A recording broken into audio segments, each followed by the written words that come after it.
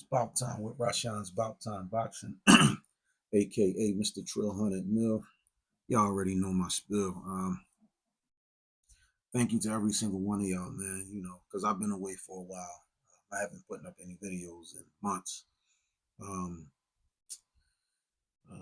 This segment of Rashawn's Bout Time Boxing is trying to bring attention to towards suicide prevention. Checking on your loved ones, man. If they're going through anything, just try to be there for them. Try to be that support. To try to just be there for them, man. My family went through something like that. I had a little cousin, who committed suicide. So this is not only just for suicide prevention, but it's also dedicated to the memory of my little cousin Abdul Haq, and to any other families out there who may have had relatives, who may have lost relatives to suicide. If you have not already subscribed to the channel and you rock with me, please hit the subscribe button. Please encourage others to subscribe to Rashawn's Bout Time Boxing.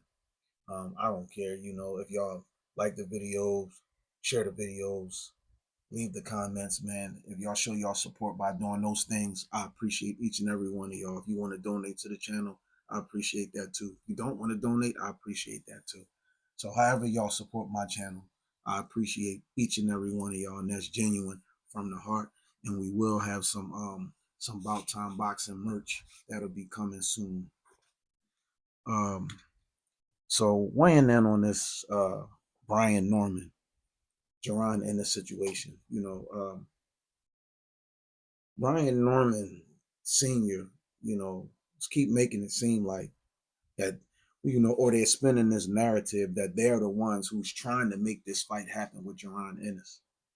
Now, I've watched, like different videos and stuff, and shout out to Bushido Boxing too. I watched one of his videos, and he was just, talking about, because a lot of people saying it seemed like every time, Bozy and Jaron, like when they hear Brian Norman's name, is like they get agitated. You know what I mean? And a lot of people thinking, oh, is this something that, they can get underneath their skin and something that might translate into the fight, if and when they do fight. I don't think that the reason that Bozy and Jaron gets agitated, I don't think, it's because the Normans are getting under their skin.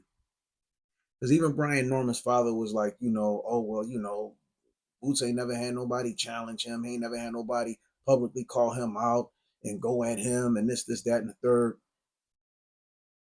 I think the reason that they get agitated is because it's like, look, if y'all want to fight, let's fight. But instead, y'all going on this social media tour and y'all just talking, when we already tried to make the fight happen. We made y'all 3 separate offers that y'all turned down. And each offer was still more money than y'all ever made. And yet y'all still turned it down. And now y'all still keep talking like y'all trying to make the fight happen. Or like y'all was the ones trying to make the fight happen. So they like, listen, I'm not giving, like they saying all this stuff. If they really wanted to fight, they would have took the 1.7. And if you're looking at it from a business standpoint, you know what I mean? You got to agree. Especially when Brian Norman Sr. and Jr. both saying that they'll beat Jaron Ennis. They saying that, oh man, my son gonna sleep Boots. And remember, before Boots beat STANIONS, his father was saying ain't nothing special about Jaron Ennis. He don't bring nothing more to the table than my son. My son was a champion, at 24 years old. That's something that Boots Ennis didn't do. There's a few different things you got to look at the reason why Jaron Ennis wasn't a champion at 24 years old, which was only a few years ago. Okay, 3 years ago. You got to look at the fact that you still, Sean Porter, Errol Spence, Terrence Crawford, even though Keith Thurman, I think at the time may have been inactive or whatever, injured, however. But it was the welterweight, the scheme of the welterweight scope was a lot broader. And Spence had 3 of the belts and Bud had 1 of the belts. And they were still trying to figure out, how they were going to make their fight happen. But yet and still, Boots was still calling those guys out back then, though. I guess everybody forgot about that. He was calling them guys out. Or forgot about when Bozy petitioned the IBF to force Errol Spence to fight before they, Spence and Crawford, decided to fight each other. And the other part of that is there were fighters running from Jaron Ennis. Say what you want, but it was a lot of people who did not want to fight Boots. And it's not because he was inexperienced. Because guess what? Boots was making far more noise in his career at 24 than Brian Norman Jr. is making in his career right now at 24 years old. So that's the difference too. I mean, shoot, as an amateur, there was people who would on paper see Boots' name and say, okay, yeah, we'll fight him. But then once they physically saw who they had to fight, they said, oh, you mean him? No. Nah, we're not going to fight him. There were professional fighters when Boots and this was a few years ago, this was Boots as a professional. And there was another professional fighter, former world champion at 154, a former 154 world champion, was here in Philadelphia, had his team, they came in the gym with their gear and everything, was watching Boots in the ring spar. And when they told him, like, no, this is who you're going to be sparring with, you're going to be sparring against him. This guy whispered something to his team, and they took his gear and all of them, and they packed up and they left because he didn't want to get in there with him. So it's people who didn't want to fight Boots, let alone spar him. This is just to ask Flair to Flair what happened when he sparred Jaron, when Boots was a young boy, and he sparred Boots. So this reputation that Jaron Ennis had about being this silent killer, this is what he do in sparring and in actual fights. And people say, oh, this is sparring, it's sparring. I guess, it's not an actual fight. But why do you spar? To get you ready for the actual fight, right? That's the whole point of sparring. To keep you sharp, to get you sharp, so you can work on certain things. So when you go into the actual fight, you do the best you can to defend against the things that people say are your flaws.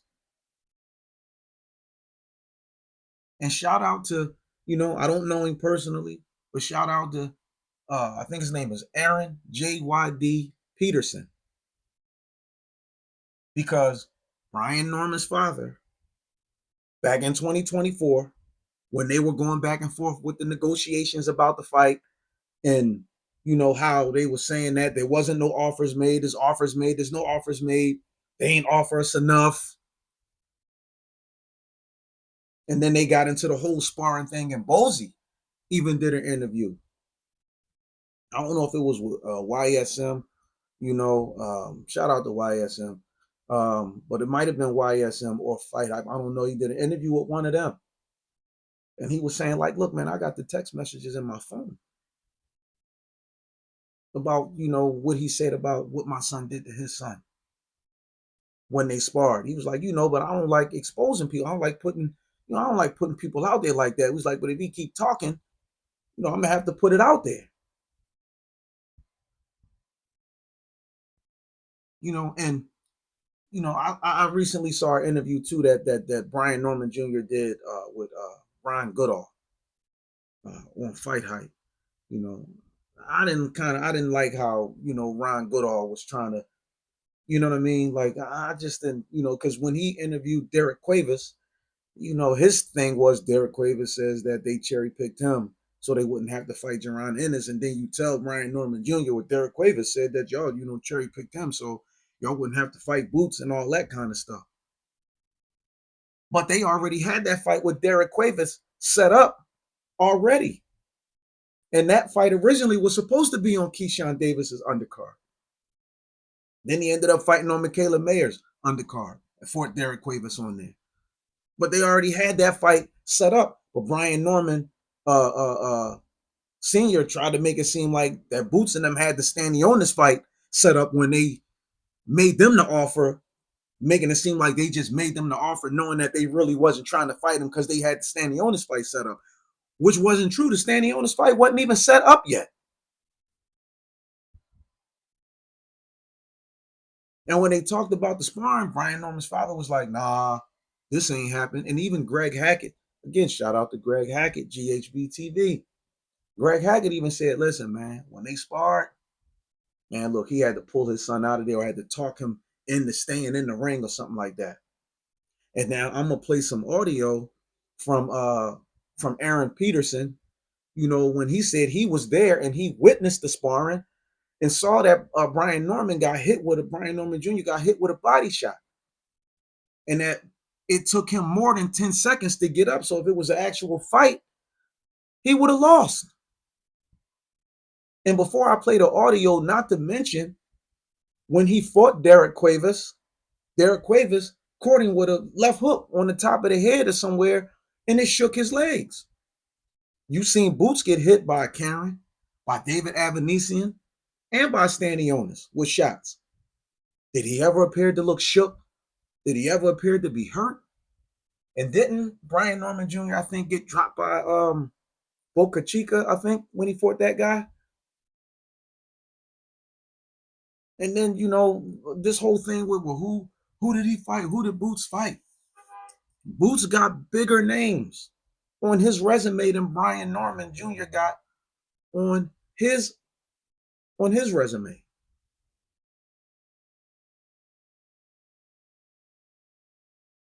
Listen, I take nothing away from Brian Norman Jr.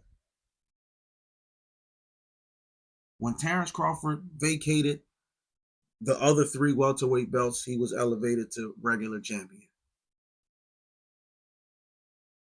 So realistically, you can kind of say that they all was email champions, except for Stanionis. For real. Because when Errol Spence and Terrence Crawford fought, they had all of the main titles except for that WBA, which when Spence beat Ugas for the WBA title, that was the WBA super welterweight title. May I remind y'all the whole scheme of that, Jamal James was the WBA regular champion, and he lost to Boutayev, and Boutayev lost to Stanionis, so Stanionis realistically was the only regular champion who won the title. Barrios was an interim champion who was elevated to regular champion. Brian Norman was an interim champion who was elevated to regular champion. And Boots was elevated. He was the IBF interim and was elevated to regular champion. So they can call Boot. If you're going to call Jaron Ennis an email champion, then you got to call Barrios and Brian Norman Jr. an email champion, if that's the case. Because they all got elevated when Terrence Crawford vacated when he fought Madrimov for the WBA super welterweight / junior middleweight title. So they were all elevated.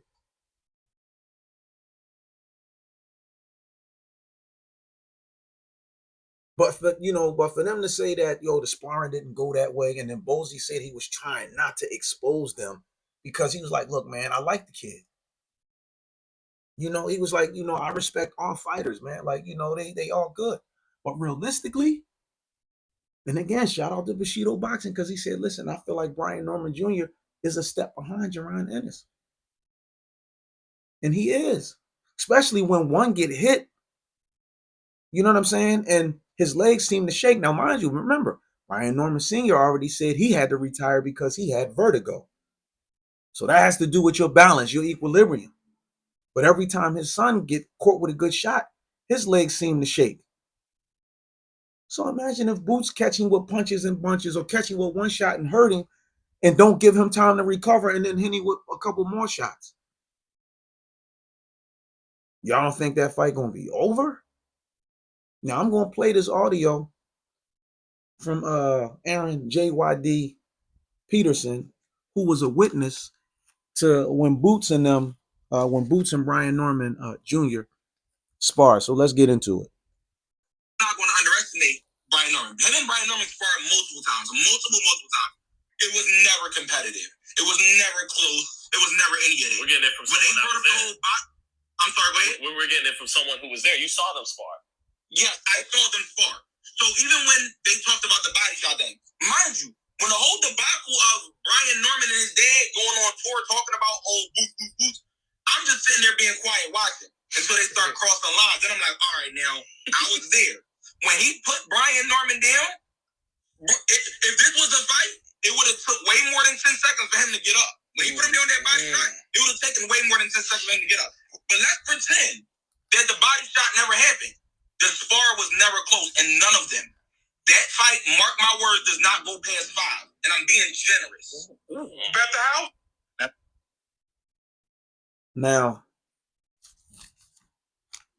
Now you got people out here talking about, man, you got people out here talking, they want to be chatty patties.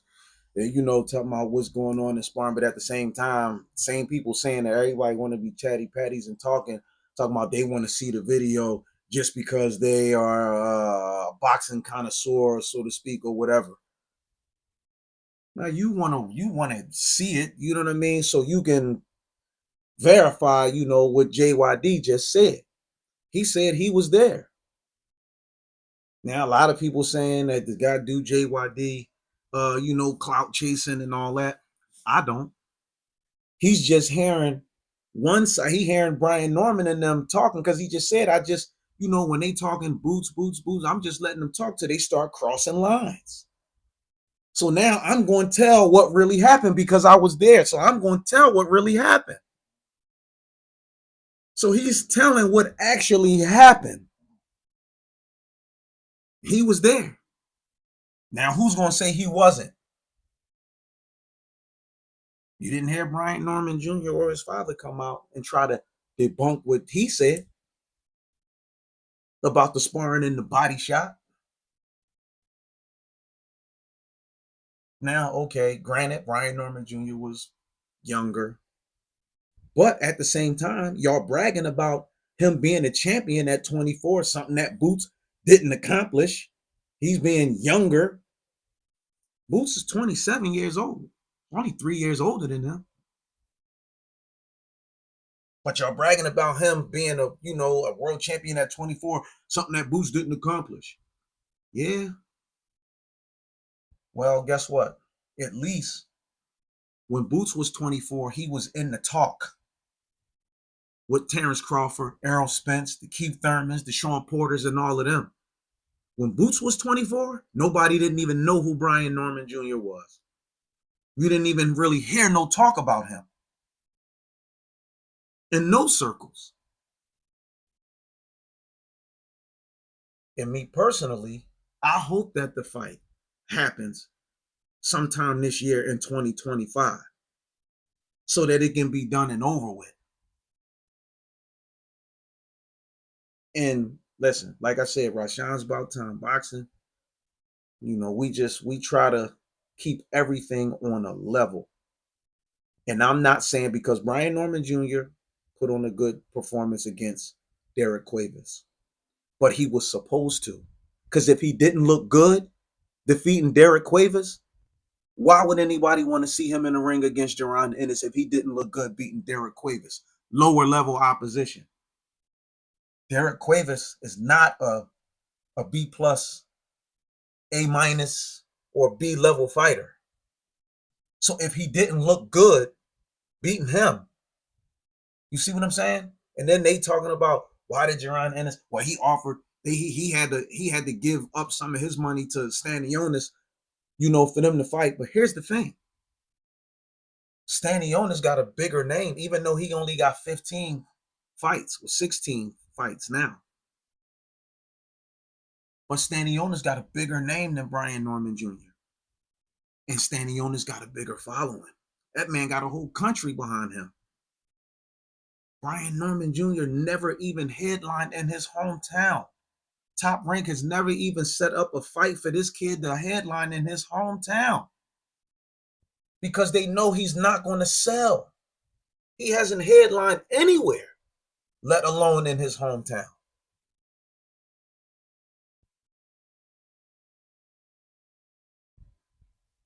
but yet he does have one of the belts.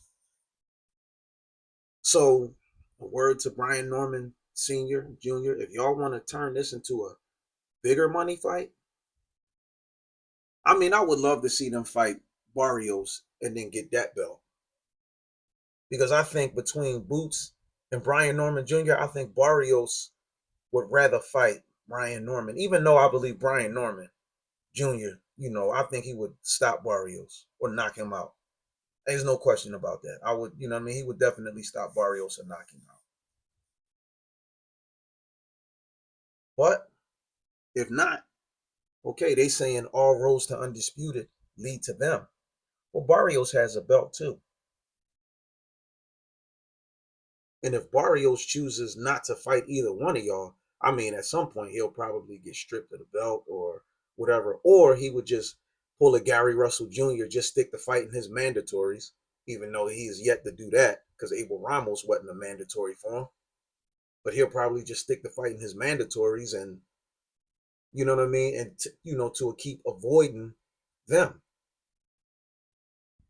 So, again, even though Boots is a unified and a lineal champion,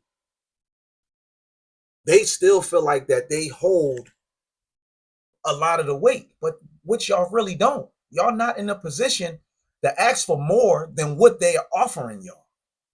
In my opinion, is the fight bigger because Boots is a unified champion and a lineal champion now? Absolutely.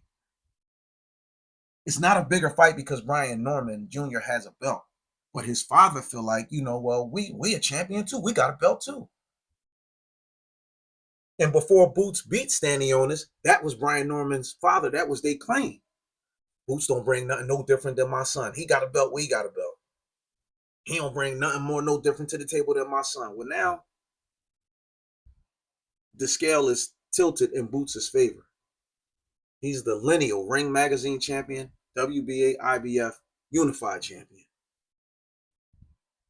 So it's tilted in his favor. The scale is tilted in Boots and Bozy. It's tilted in their favor, not in your favor. So I figured now, let's say they offer them 2.5 the fight. Do y'all, I mean, honestly, drop the comments in the comment section below. Let me know what y'all think. If they offered them 2.5 million to fight Jaron Ennis right now in the unified fight, do y'all really think that Brian Norman and them would take the money? I don't think that they would take it. If they offered them 2.5 million to fight right now, I don't think they would take it because his father gonna say, no, this is a bigger fight, 2.5. And I mean, listen, and some of y'all might think like, know what, 2.5, nah, that ain't. But he fought Derek Cuevas and got what, 250, 300,000? Once everything toppled off, he might have walked away with about maybe $650,000 or something like that. Why would you take less money to fight Derek Cuevas? On an undercard too. Why would you take less money to fight Derek Cuevas?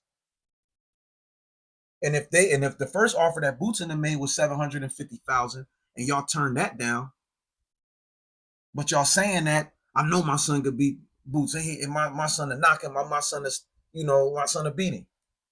This is what Brian Norman Sr. said now.